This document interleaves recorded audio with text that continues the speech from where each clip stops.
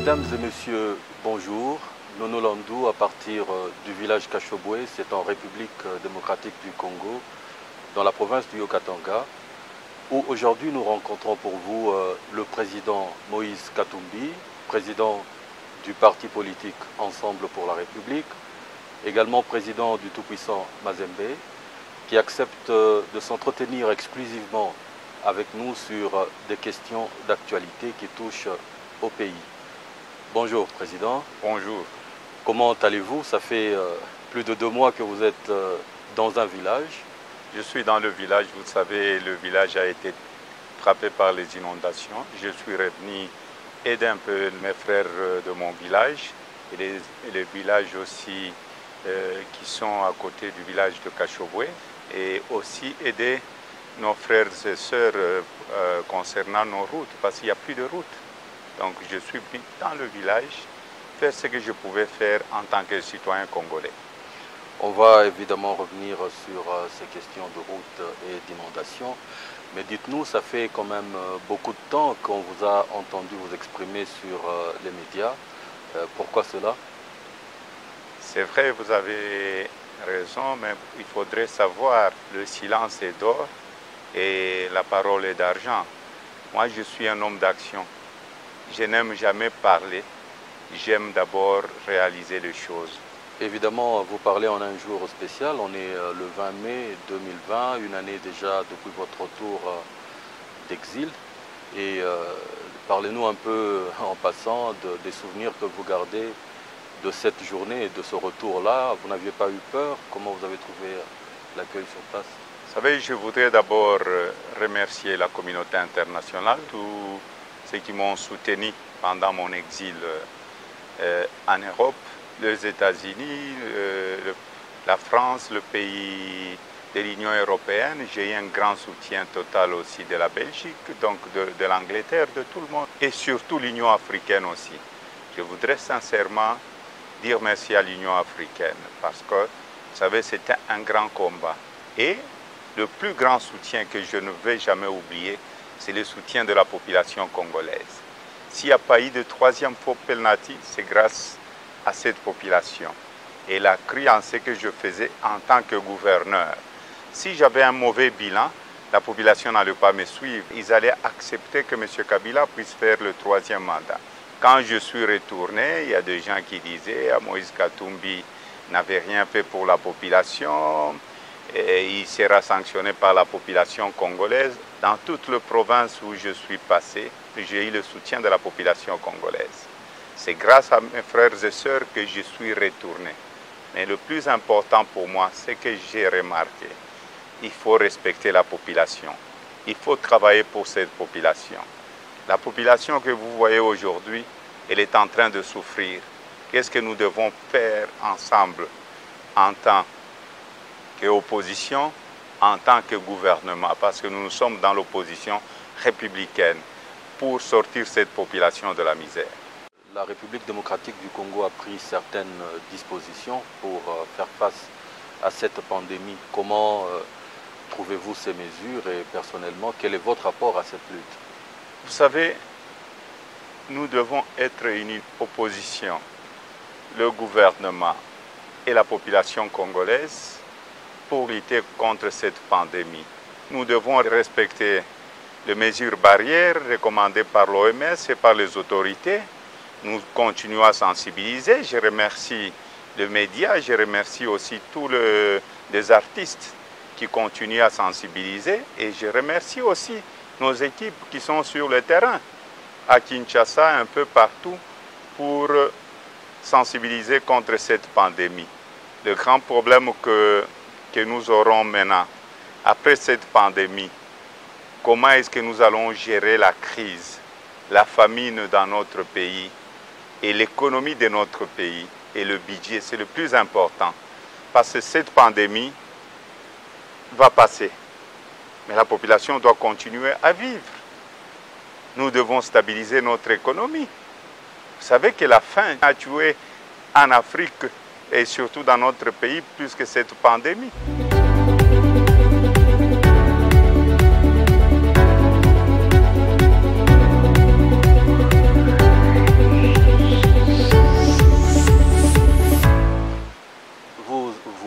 avez mentionné, on va y revenir, la crise économique qui vient et déjà sur terrain, on remarque l'envolée de taux d'échange des devises étrangères.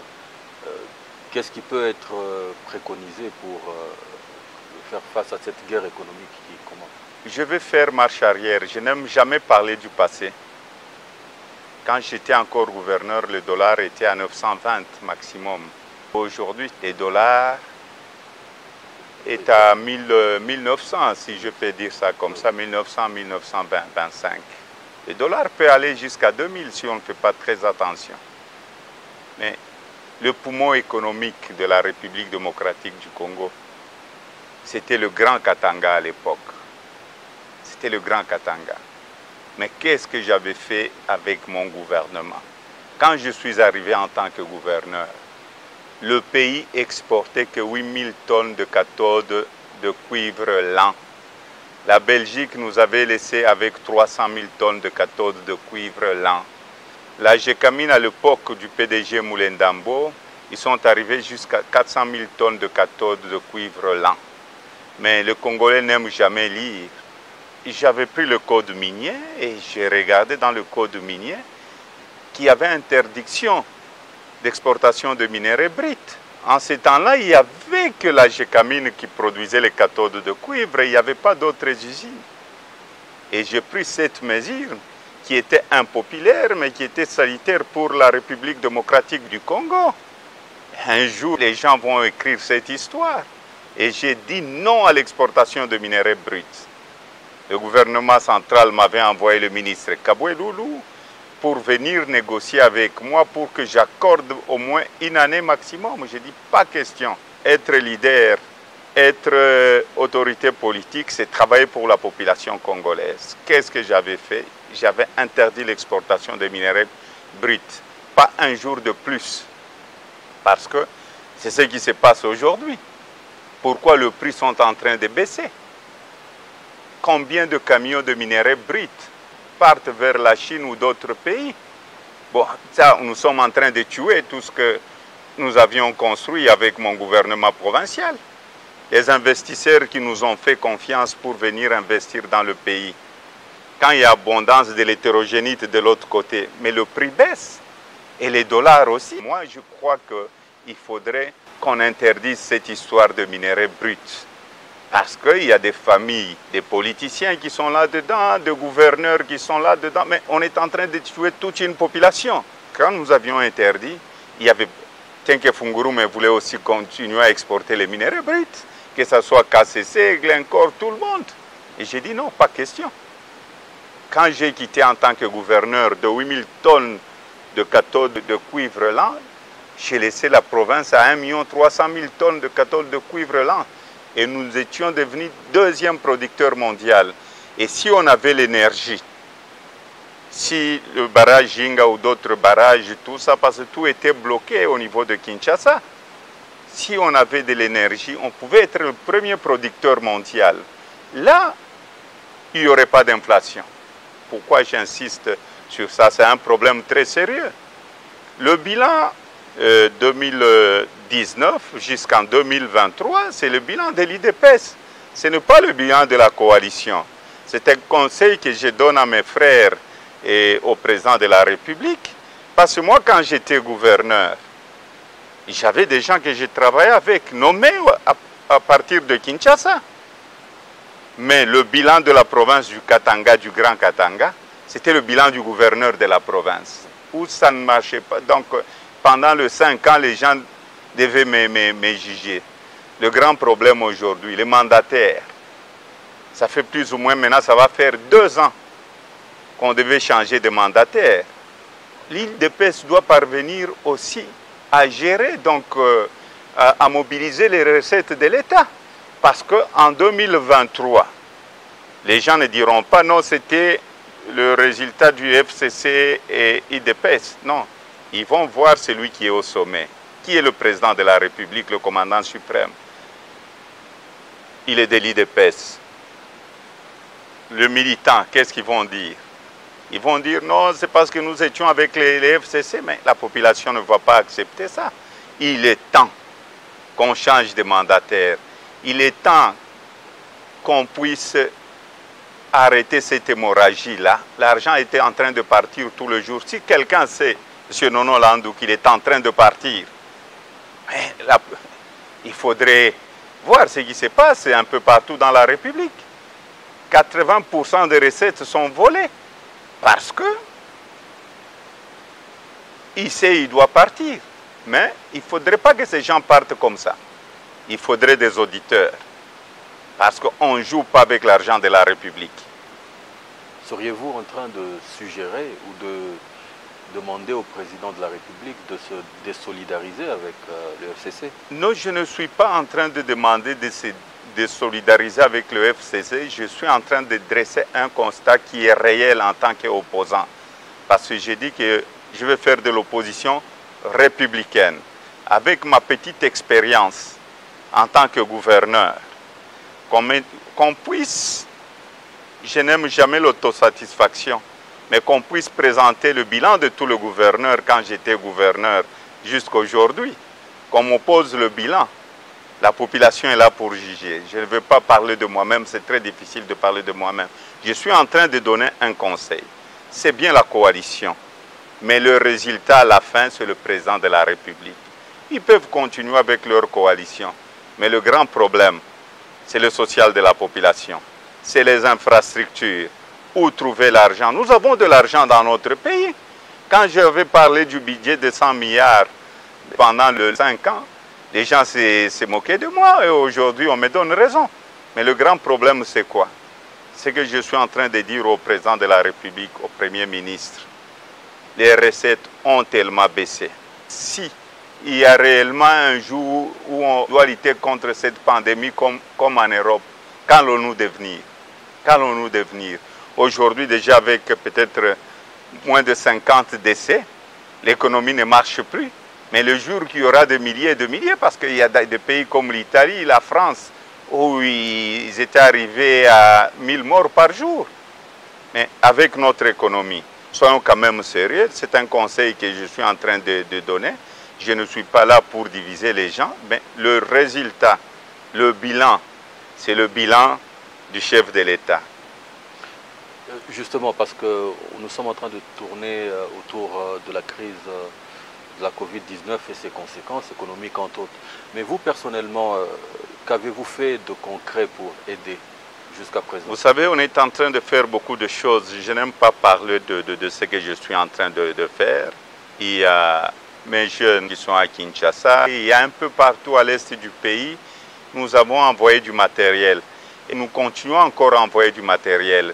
Nous avions envoyé aussi un lot de thermomètres laser et même de masques qu'on continue à distribuer. Mais je n'aime pas parler.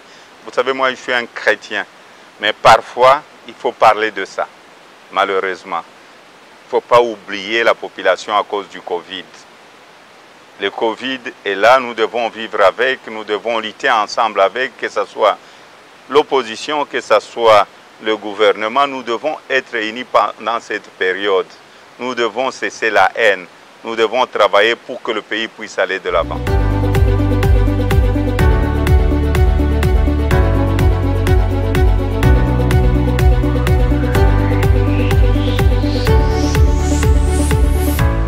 Président, c'est juste pas loin de votre village. Nous avons remarqué des inondations terribles. Votre village également a été frappé. Je ne fais pas ma promotion politique. Vous savez, je suis un citoyen congolais. S'il n'y avait pas le Covid, vous alliez me voir à Uvira. Vous alliez me voir à Malemba. Vous allez me voir à Kalemi. Nous ne devons pas tout attendre du gouvernement. Nous devons faire des choses pour consoler notre population et aider le gouvernement. Je sais, j'étais gouverneur de la province. Il y a des choses que le gouvernement peut faire.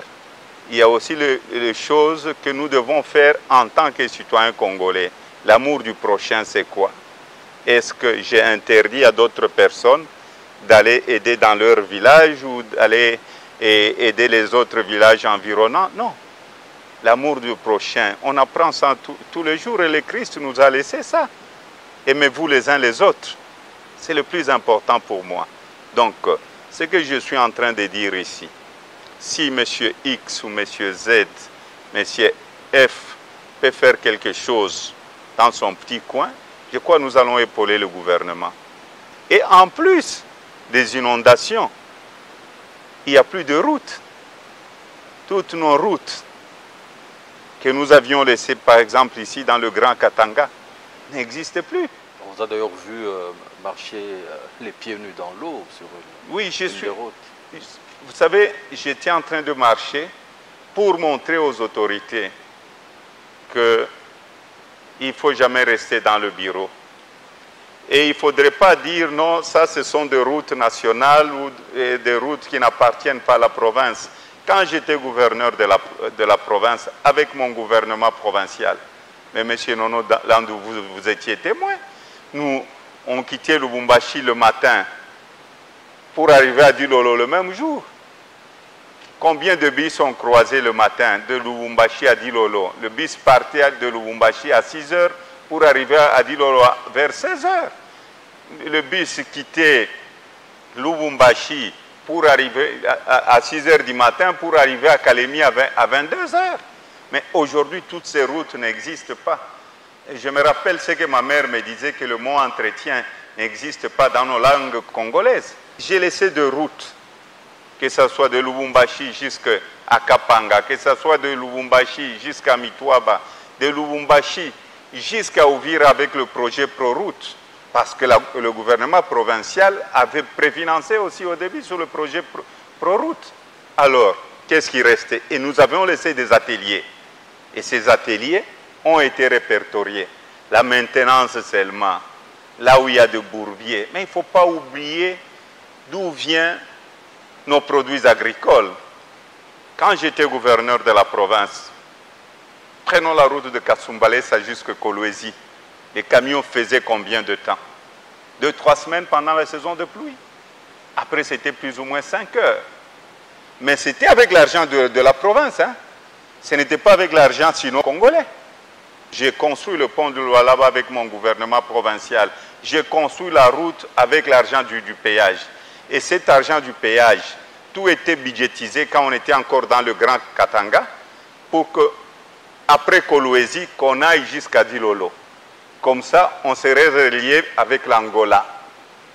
Le chemin de fer à Dilolo. Il paraît que vous vous opposiez. Mais c'est des bêtises. De l'Obito. C'est pour les gens vraiment qui ne sont pas intelligents. J'étais à Dilolo. On peut demander à la population de Dilolo. J'ai insisté pour qu'on puisse relier l'Angola avec Lubumbashi, Kolwezi par le chemin de fer. Et j'avais construit la douane, une douane moderne qui existe à Dilolo. Et j'avais écrit au gouvernement central sur la réouverture. Je suis parti en tant que gouverneur depuis 2015. Aujourd'hui, nous sommes en 2020. Donc, pendant les 5 ans, j'avais le pouvoir de bloquer cette frontière-là. Non, c'est la malhonnêteté intellectuelle. Les gens n'ont pas besoin de cette malhonnêteté intellectuelle. Qu'on aille montrer vous avez les images, vous pouvez montrer la douane. Quand je suis allé même inaugurer. Et j'ai écrit au gouvernement central, le salut du Katanga, c'est le chemin de fer de Lobito à Lubumbashi. Et là, même le trafic qui va vers la Zambie. Bon. Pourquoi je voulais mettre aussi la route asphaltée de Kolwezi jusqu'à Dilolo? C'est parce que tout ce qui arrive à partir de l'Angola, il y a les délais, il y a le coût de transport aussi en provenance de l'Europe. Et quand j'ai refait la route de Kolwezi, il y a les gens qui ne voulaient pas que je fasse, quelques politiciens véreux là, qui ne voulaient pas que je puisse faire cette route-là. Nous, à l'époque, en tant que gouverneur, je n'avais pas la redevance minière. Mais qu'on puisse nous dire où va l'argent de la redevance minière. Et cet argent de la redevance minière devait aller à l'asphaltage de Dilolo pour asphalter la route de Kolwezi aussi jusqu'à Musumba. Donc, avec le péage et tout ça. Kalemi, Mitwaba, j'avais commencé à asphalter la route de Mitwaba avec le péage. et aussi avec la taxe voirie et la taxe concentrée. Qui avait créé cette taxe? C'était moi, M. Nono Landou. La taxe voirie ou la taxe concentrée. Combien de projets j'ai laissés avec cette taxe? Le problème qui est là, s'ils font le mal, je serai le premier à dénoncer et à donner des conseils. Justement, pour rester dans la même logique des infrastructures, on vous a dernièrement vu inaugurer une salle de réanimation moderne à Kashobwe. Certaines langues ont parlé de vous qui ne s'occupe que de votre village et que vous n'avez pas suffisamment laissé d'hôpitaux à travers le Katanga.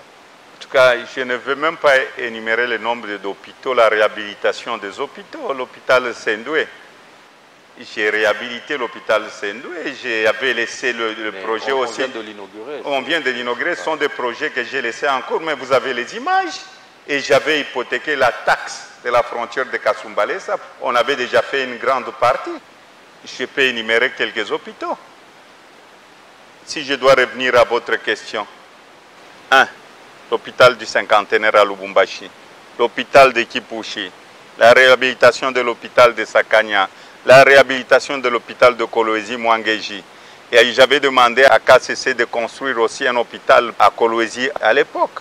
J'ai réhabilité l'hôpital de Manono, j'ai réhabilité l'hôpital de Kalemi, j'ai réhabilité l'hôpital même de la SNCC. Et j'ai même réhabilité la clinique universitaire de Lubumbashi. Donc la liste est longue, je ne peux même pas énumérer ce qu'on a fait. Bon, si je venais de faire ça à Kashobwe, vous savez comment Kashobwe a été vilipendé. Quand je suis parti en exil, on a envoyé plus de 150 commandos dans un petit village. Ici, l'hôpital que j'ai laissé à Kashobwe est l'hôpital que j'ai retrouvé. C'était la mauvaise foi. Vous pouvez punir M. Moïse Katumbi, mais il ne faut pas punir la population. Cette population a droit de vivre. Et je peux vous parler d'autres infrastructures. Qu'on puisse me dire le nombre de kilomètres dans toute la République que le gouvernement central avait fait à l'époque, comparé avec ce que nous avions fait au Katanga, qu'on puisse me montrer seulement une province qui a fait plus de 1000 km de routes asphaltées et 4000 km de routes en terre. Et je peux vous dire, de Lubumbashi à Kasumbalesa, ça vous fait combien de kilomètres? C'est avec l'argent de la province. Ce n'était pas avec des dons de gauche à droite ou l'argent du gouvernement central. Le pont que nous avions construit sur la route de Kolwezi, changer tous ces ponts, c'est le gouvernement provincial. Il a quand même été inauguré. Non, mais vous savez qui l'a inauguré, mais il faut être correct. J'étais là quand M. Kabila avait inauguré le pont pour la deuxième fois. Il est allé même inaugurer le pont que j'ai construit à Kalemi pour la deuxième fois. Mais ça, c'est rien du tout. L'essentiel est que j'ai construit et la population sait qui avait construit cette route et le pont aussi. Mais j'étais tout le temps avec vous. Et le grand problème que nous avons aujourd'hui, que devons-nous faire ensemble pour sauver ce pays? Parce qu'on voit des bandits qui ont pillé ce pays se promener comme des rois dans notre pays. Cette impunité-là, aussi longtemps que ça va continuer, le Congo ne va pas décoller. Le Congo ne va pas décoller. Il y a des gens qui ont 2 milliards au détriment de la population congolaise. Non, trop c'est trop. Et cet argent pouvait revenir même pendant cette période du Covid et dire au gouvernement central, voilà, je remets ce que j'avais pris au détriment de la ville de Kinshasa, au détriment de la ville de Bukavu, au détriment du Kassai. Et on avait menti à la population. Qu'en ayant le découpage, vous allez voir les provinces seront développées. Où en sommes-nous aujourd'hui? Faisons le bilan, soyons honnêtes. Quel est le bilan que nous pouvons tirer aujourd'hui de ces découpages précipités? Ils ont découpé la province du Katanga parce qu'on disait Moïse est devenu très fort. Kyungwa Kumwanza est devenu très fort. Ils ont affaibli les Katangais. C'est les mêmes gens qui parlent aujourd'hui de l'unité katangaise. Président, vous aviez parlé de de l'impunité, mais apparemment ces derniers temps on voit un sursaut de la justice et entre autres des grandes affaires en cours qui impliquent des grands responsables. Quels commentaires par exemple avez-vous à faire sur l'affaire Kamere entre autres, et puis en passant sur l'affaire qui touche à l'évêque Mukuna? Vous savez, nous voulons un état de droit. Si nous nous sommes bâtis, c'est pour un état de droit. Je vais vous parler un peu du passé. Quand je devais démissionner, nous étions plus ou moins à 6 gouverneurs. Nous nous étions mis d'accord, l'argent est très mal géré au niveau de Kinshasa. Et les jours que je devais démissionner, j'ai appelé mes amis gouverneurs. Soit ils étaient occupés, soit leur téléphone était éteint. J'ai compris qu'ils avaient beaucoup de cadavres dans leur tiroir. Et ils avaient chipoté dans la gestion des affaires de l'État. Et vous aviez vu comment est-ce que j'étais persécuté pour des bêtises. Ils ont fait plus de 22 audits quand j'ai quitté la province du Katanga. Dieu merci, quand on est honnête, on le restera. On peut vous vilipender, on peut dire tout ce qu'on veut, mais la vérité reste têtue. Le procès de M. Vital Kamere et le procès du pasteur Mukuna, je connais bien tous les deux, et qui est au niveau de la justice, je ne peux pas parler de ça. Mais le problème qui est là, c'est quoi? Il y a eu de morts dans notre pays. Pendant la Révolution, quand nous étions ensemble avec le nouveau président de la République au niveau de l'opposition, nous avions perdu le membre de l'IDPS, nous avions perdu aussi le membre de l'Église, les jeunes de Filimbi, les jeunes de Lucha. Il y a eu des gens qui sont morts, le Rossi, Mukendi, tout ça. Aussi longtemps que cette impunité va continuer et qu'il n'y a pas de procès pour tous ces morts-là, je crois que ça sera très difficile d'avoir un état de droit. Qu'on laisse la justice faire son travail.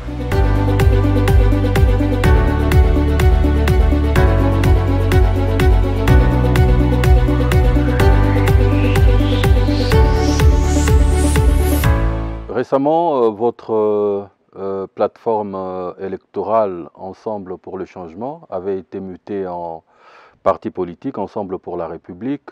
L'annonce a été faite avec grande pompe et puis par après, silence radio. S'est-il s'agit d'un mort-né ou les choses se poursuivent-elles? Vous savez, je voudrais d'abord remercier le président des partis politiques qui sont venus avec moi pour créer un grand parti politique. Je voudrais dire sincèrement merci à leurs partis qui ont accepté de faire un grand parti politique. Je sais que ce n'est pas facile. Nous avons annoncé la création de notre parti politique. Nous sommes en train de travailler avec le secrétariat général. Nous allons introduire bientôt au ministère de l'Intérieur toute la documentation et le moment venu, nous allons annoncer quand est-ce que nous allons lancer le parti politique. Le plus important pour moi, c'est de changer le Congo de demain. Et comment est-ce que nous pouvons sortir de cette misère noire? Parce que nous avons un pays qui est très riche, un pays que tout le monde envie aujourd'hui, mais où nous n'arrivons pas à décoller.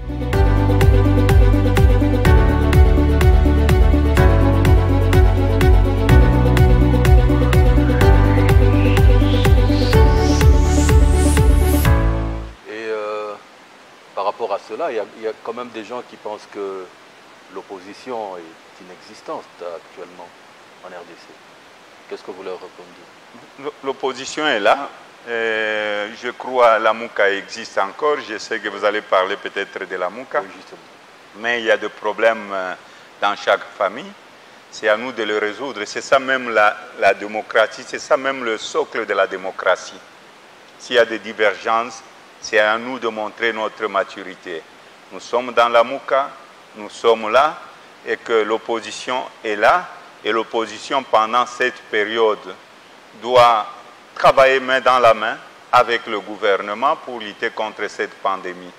Et je vous dis en passant aussi combien de morts il y a aujourd'hui dans notre pays avec la malaria, la rougeole, et on a été frappé par Ebola aussi. Mais il y a aussi une grande pandémie qu'on oublie, l'insécurité. Ah oui, Au niveau, non, ce n'est pas seulement à Lubumbashi, c'est à Kolwezi, c'est à l'est du Congo. Nous devons travailler ensemble. Nous devons sensibiliser notre population. On n'a pas besoin de morts. Il y a eu des gens qui ont été tués pendant la période de manifestation, qui restent impunis. Et cette impunité continue jusqu'à aujourd'hui. À Lubumbashi, quand j'étais gouverneur de la province, c'est un exemple que je donne même partout, que ce soit dans le Lualaba, responsabiliser l'inspecteur général de la police en donnant de moyens. Tel quartier, dites-moi le nom du commandant qui va sillonner ce quartier-là. S'il y a un problème, ce commandant-là doit se retrouver en prison. C'est comme ça qu'on protège une population. Et dans des quartiers aussi, le gouvernement provincial doit tout faire. Ils doivent diviser, par exemple, la ville de Lubumbashi, peut-être en 8 ou en 10, suivant le nombre de communes aujourd'hui et la commune annexe. Il y a des grandes communes où on peut avoir 3 commandants et leur responsabiliser et bien payer aussi les policiers. Nous demandons à tous les gouverneurs là où il y a de l'insécurité, ils doivent être près de la population. Mes chers amis, cette histoire de l'insécurité à Lubumbashi, mais il y a des responsables, il y a des policiers, il y a des militaires partout. Mais vous leur dites, s'il y a un problème dans telle zone, le type doit être sanctionné, il doit être puni. Avec tous les policiers qui ont été dans cette commune. Mais qu'est-ce qu'on voit aujourd'hui? Personne n'est puni. C'est pourquoi je parle de cette impunité. À Kolwezi, que ce soit Lubumbashi, que ce soit Kasumbalesa, ça quand on était là, la priorité numéro 1, c'était la sécurité. S'il n'y a pas une bonne sécurité, il n'y a pas des investisseurs. Je vois les jeeps de police, tout ça, mais responsabiliser des gens, diviser nos communes en 3 ou en 4 ou en 2. Tout dépendra du gouvernement provincial du Haut-Katanga, du Lualaba ou du gouvernement provincial de l'Ituri aussi. Aujourd'hui, on pleure de morts à l'est du Congo, même dans nos grandes villes. Et on trouve ça normal. On trouve ça normal. Ça doit cesser. Cette population-là doit dormir tranquillement. Elles n'ont pas de quoi manger aujourd'hui. Y ajouter l'insécurité. Mais c'est une bombe atomique qu'on est en train de créer. Être responsable, c'est quoi? D'abord, c'est la sécurité de la population qui regarde s'il y a des policiers, s'il y a des commandants qu'on doit changer, qu'on les change. Qu'on les change. Trop, c'est trop. On a assez pleuré nos gens, même dans nos villes. Il n'y a pas la guerre à Lubumbashi ou à Kolwezi. Cette insécurité-là, quel est le rôle du Conseil de sécurité dans la province? Qu'on commence par sanctionner le commandant dans telle commune. Monsieur, je vous ai donné de tous les moyens, le carburant, le véhicule, et le frais de mission, tout ça. Et là, il y a eu de morts. Vous êtes responsable, vous êtes à la Cassapa. Vous les envoyez à l'auditorat militaire. Vous allez voir qu'il n'y aura plus d'insécurité.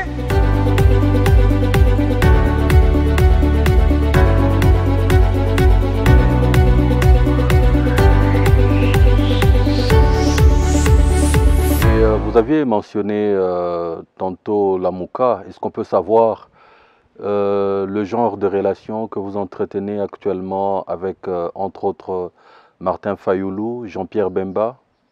Vous savez, d'abord, dans la Mouka, nous sommes une famille.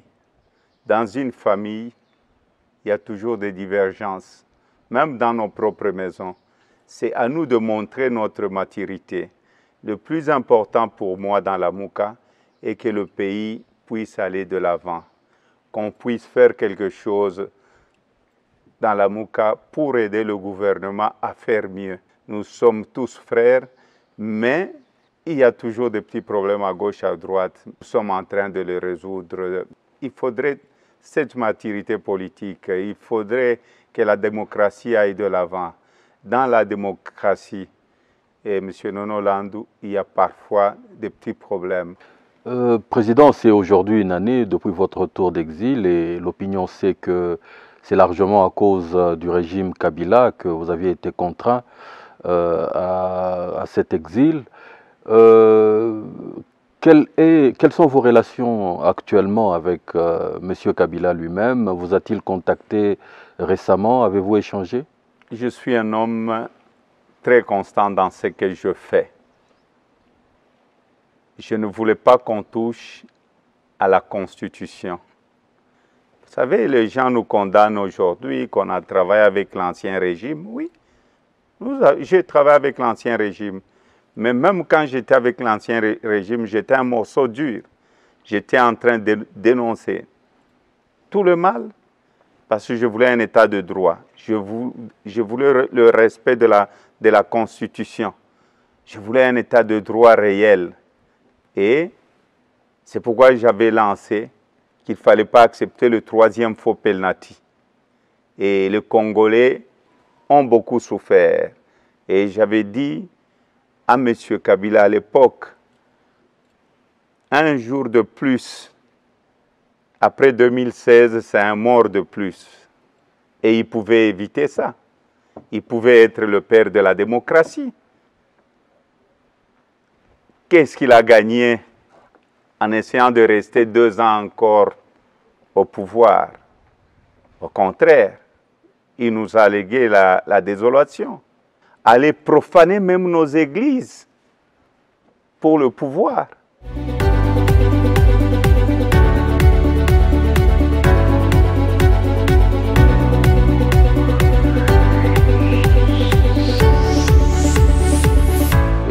Parce que vous aviez souvent parlé d'opposition républicaine, et s'il s'avérait que l'actuel chef de l'État vous tende la main, accepteriez-vous de pouvoir travailler avec lui? Vous savez, une opposition républicaine, il faut bien comprendre, ce n'est pas une opposition complaisante, c'est une opposition exigeante. Si je choisis d'être dans une opposition républicaine exigeante, c'est pour aider le pays à aller de l'avant. Je ne cherche pas un poste. Si je suis là aujourd'hui, c'est parce que je voudrais que les choses changent dans notre pays. Les chefs de l'État ont un grand parti, le parti du fait Étienne Tshisekedi, que son âme repose en paix. Ils se sont battus pendant très longtemps. Ils sont très nombreux, ils sont au pouvoir. Nous sommes là pour contrôler ce qu'ils sont en train de faire et donner des conseils là où il faudrait donner des conseils.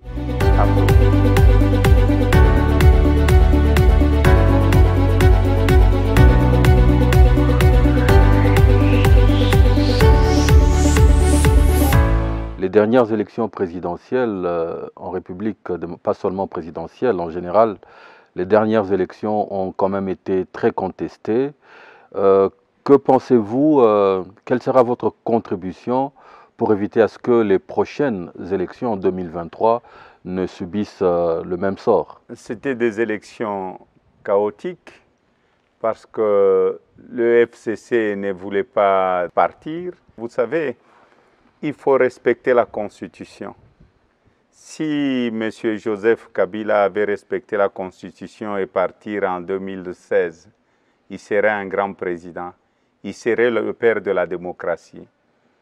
Aujourd'hui, Kabila n'est pas le père de la démocratie.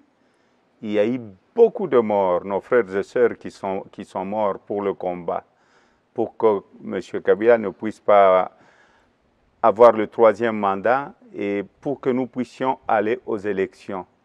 Heureusement, j'avais la confiance de la population congolaise quand j'avais dit on ne va pas accepter le 3e faux penalty. Et la population m'a fait confiance.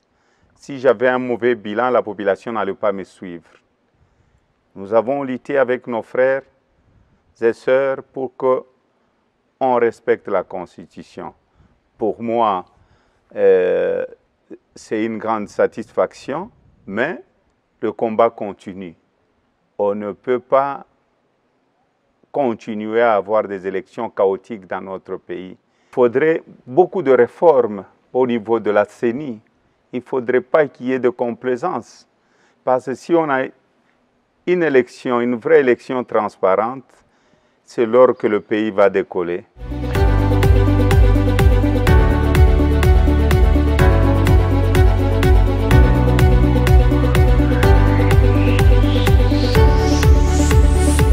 Moïse Katumbi, on ne peut pas terminer un entretien avec vous sans parler football et précisément de votre équipe, le TP Mazembe, qui vient d'être sacré champion de la Ligue nationale de football.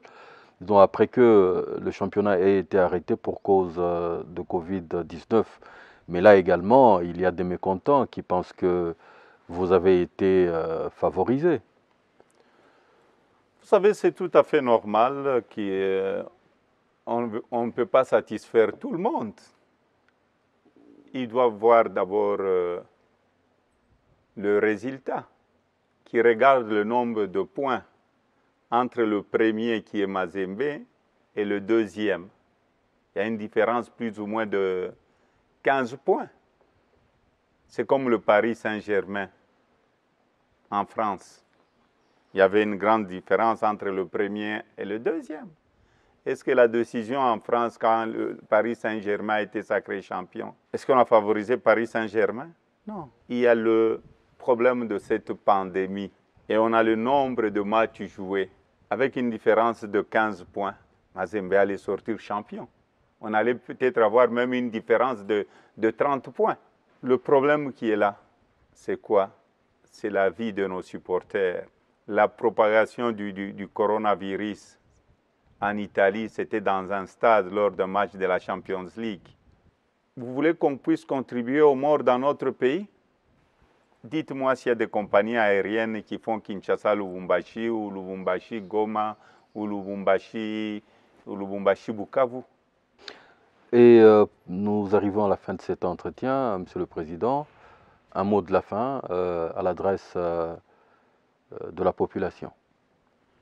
Je voudrais sincèrement remercier la population congolaise qui m'a soutenu pendant mon exil, qui n'a pas accepté qu'on nous marque le 3e faux penalty, une population qui était là comme sentinelle pour le respect de la Constitution, une population qui espère avoir un nouveau Congo, avoir un état de droit et jouir de toutes ces richesses. Je demande à tous mes frères congolais que nous soyons unis pour reconstruire notre pays. Et je demande aussi à tous ces groupes rebelles qui sont à l'Est en train de tuer le nôtre, de quitter là où ils sont. Aujourd'hui, c'est le temps de la reconstruction. Et le Congo a assez pleuré de mort. Ce que nous cherchons aujourd'hui, c'est la reconstruction de notre pays. Nous avons un pays très beau, où il y a tout. L'eau, des terres fertiles. Je n'aime jamais parler de minerais parce que le minerai, pour moi, un jour, il n'y aura plus de minerais. Mais au moins, l'agriculture peut renforcer notre économie et le tourisme. Un grand merci à tous ces gens qui se sont battus pour qu'il ne puisse pas y avoir changement de la Constitution. Et mes condoléances aussi à toutes les familles qui ont perdu leurs membres, qui ont été tués par ces inciviques parce qu'ils sont tombés à cause de notre pays. Ils ne voulaient pas l'injustice, ils voulaient le bien du pays, ils voulaient que la Constitution soit respectée. Les morts ne sont pas morts.